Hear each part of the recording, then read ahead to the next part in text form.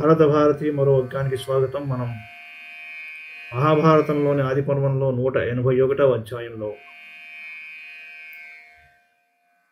బ్రాహ్మణి ఆంగీరసుని శపించుట.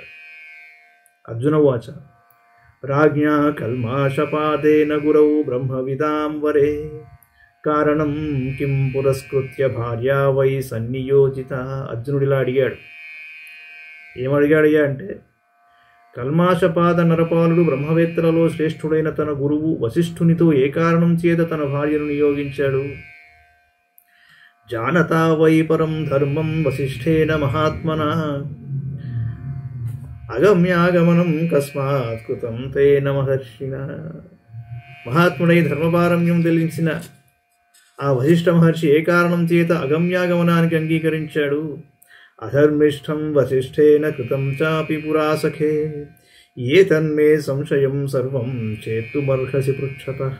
ఓ మిత్రమా, వశిష్ఠుడు గతంలో ఆ అధర్మ కార్యానికి ఎలా అంగీకరించాడు? నాకు సందేహం కలిగి అడుగుతున్నాను, దీన్ని తొలగించాలయ్యా అన్నాడు. గంధర్వవాచ ధనంజయ నిబోధేదం యన్మాం త్వం పరిపృచ్ఛసి ధనంజయ నిబోధేదం యన్మాం త్వం పరిపృచ్ఛసి వాసిష్ఠం ప్రతి దుర్ధర్ష తదా మిత్రసహం రూపం. గంధర్వుడు అన్నాడు, దుర్ధర్ష అర్జున, వశిష్ఠ మహర్షి విషయంలో, కల్మాషపాద మహారాజ విషయంలో నీవు అడిగిన దానికి సమాధానం చెప్తాను విను. కథితం తే మయా సర్వం యథా శప్తస్స పార్థివః శక్తినా భరతశ్రేష్ఠ వాసిష్ఠేన మహాత్మన. భరతశ్రేష్ఠ, వశిష్ఠ కుమారుడు మహాత్ముడు అయిన శక్తి ఆ రాజును శపించడం మొదలగు విషయమంతా నీకు ముందే చెప్పాను కదా. సతు శాపవశం ప్రాప్త క్రోధ పర్యాకులేక్షణ నిర్జగామపురాద్ రాజా సహదారు పరంతపః.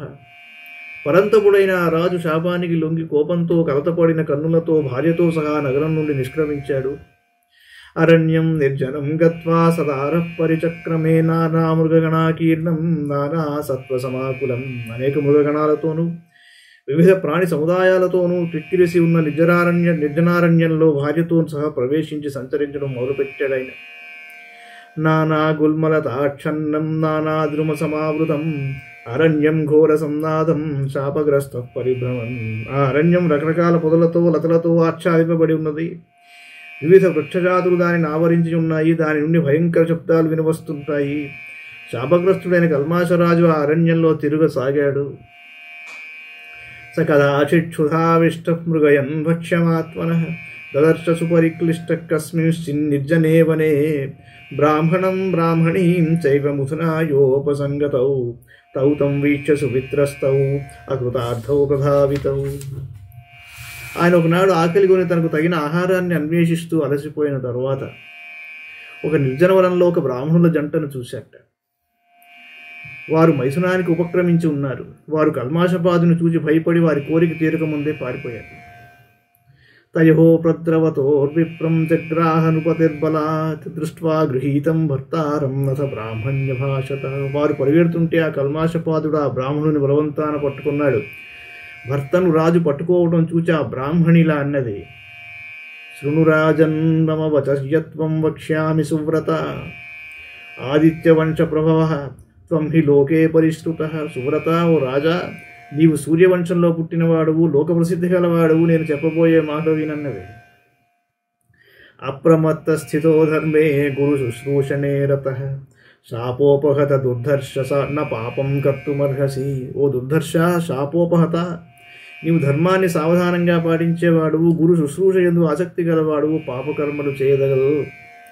ఋతుకాలే చ సంప్రాప్తే భర్తృవ్యసనకర్షిత అకృతార్థాహ్యహం భర్త్రా ప్రసవార్థం సమాగత ప్రసీద నృపతిశ్రేష్ఠ భర్తాయం మే విసృజ్యతాం. రాజశ్రేష్ఠ, నాకు ఋతుకాలం సమీపించింది. భర్త కష్టాల వలన దుఃఖంలో ఉన్నాను. నేను సంతానార్థినై భర్త దగ్గరకు వచ్చాను. సంతానార్థినై భర్తకు వచ్చాను. నా కోరిక ఇంకా తీరలేదు. నాపై ప్రసన్నుడవై నా భర్తను వదిలిపెట్టు. ఏవం విక్రోశమానాయాహ తస్యాస్తు సనృశంసవతు భర్తారం భక్షయామాస వ్యాఘ్రో మృగమివేప్సితం తస్యాహ క్రోధాభిభూతాయాన్య శూన్యపతన్ భువి సోగ్నిః సమభవద్దీప్తస్తం చ దేశం యదీపయతు ततः सा शोकसन्तप्ता भर्तृव्यसनकर्षिता कल्माशपातं राजर्षिम् अशपद्ब्राह्मणीरुषा यस्मान्ममाकृतार्थायाः त्वया क्षुद्रनुशंसवतु प्रेक्षन्त्या मृक्षितो मेद्य प्रियो भर्ता महायशाः तस्मात् त्वमपि दुर्बुद्धे मच्छापपरिवीक्षतः पत्नीवृतावनुप्राप्य सद्यस्त्यक्ष्यसि जीवितं यस्य चर्ष्येद्वसिष्ठस्य त्वया पुत्रा विनाशिताः तेन संगम्यते भार्यातनयं जनयिष्यति सते వంశకర పుత్రః భవిష్యతి నుపాగమ. ఆమె ఆ రీతిగా ఆక్రోశిస్తున్నా పులి తాను తినదలుచుకున్న మృగాన్ని తినివేసినట్లు ఆ రాజు ఆమె భర్తను భక్షించాడు. ఆ సమయంలో క్రోధావిష్ట అయిన ఆమె కన్నుల నుండి నీళ్లు కారాయి. అవి మండే అగ్నిగా మారి ఆ ప్రాంతాన్ని దహించాయి. అప్పుడు భర్తృవియోగంతో శోకసంతప్త అయిన ఆమె కోపంతో కల్మాషపాద రాజర్షిగా ఇలా శపించింది. క్షుద్రుడా, నా కోరిక తీరకమునుపై నేను చూస్తుండగానే కీర్తివంతుడైన నా ప్రియభర్తను భక్షించావు కాబట్టి దుర్మతి, నీవు కూడా నా శాపం వలన ఋతుకాలంలో భార్యతో కలిస్తే వెంటనే ప్రాణాలు పోగొట్టుకుంటావు. వశిష్ఠ మహర్షి కుమారులను నీవు నాశనం చేశావు కాబట్టి నీ భార్య వశిష్ఠునితో సంగమించి కొడుకును కంటుంది. రాజాధమా, ఆ కొడుకే నీ వంశాభివృద్ధికి కారణం అవుతాడన్నది. ఏవం చత్వాతు రాజానం సా తమాంగిరసీ శుభా తస్యైవ సన్నిధౌ దీప్తం ప్రవివేశ హృతాశనం. ఈ విధంగా రాజును శపించి సాధ్వి అయిన అంగీరసి ఆ రాజ సన్నిధిలోనే ప్రజ్వలితాగ్నిలో ఆత్మార్పణ చేసింది. వశిష్ఠశ్చ మహాభాగ సర్వమేతదవైక్షత జ్ఞానయోగేన మహతా తపసా చ పరంతప. మహాభాగుడైన వశిష్ఠుడు తన మహాతపస్సు చేత ఇదంతా తెలుసుకున్నాడు. ముక్తశాపశ్చ రాజర్షికాలేన మహతా తతః ఋతుకాలే విపదిత మదయంత్యా నివారిత. ఆపై చాలా కాలం తర్వాత ఆ రాజు శాపాన్ని విస్మరించి ఋతుకాలంలో భార్య దగ్గరకు పోయాడు. ఆమె ఆయనను నివారించింది కూడా. నహి సస్మార సంనృపస్తన్ శాపం కామమోహితః దేవ్యాః శోధవచ శ్రుత్వా సంభ్రాంతో నృపసత్తమః. కామమోహితుడైన ఆ రాజునకు శాప విషయం గుర్తుకు రాలేదు. మహారాణి మాటలు విని ఆ రాజోత్తముడు కలవరపడ్డాడు. తం శాపమనుసంస్మృత్య పర్యతప్యద్భృశం తదా ఏతస్మాత్ కారణాద్ రాజా వశిష్ఠం సంయోజయతు స్వదారేషు నరశ్రేష్ఠ శాపదోష సమన్విత. నరోత్తమ, ఆ శాపాన్ని మాటిమాటికి తలుచుకుని చాలా దుఃఖించాడు.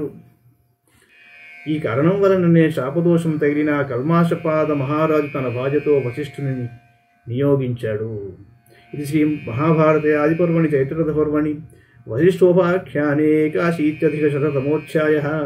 మంగళం భగవాన్ విష్ణు మంగళం గరుడధ్వజ మంగళం పుండరీకాక్షో మంగళాయతనో హరి. సర్వం శ్రీకృష్ణార్పణమస్తు.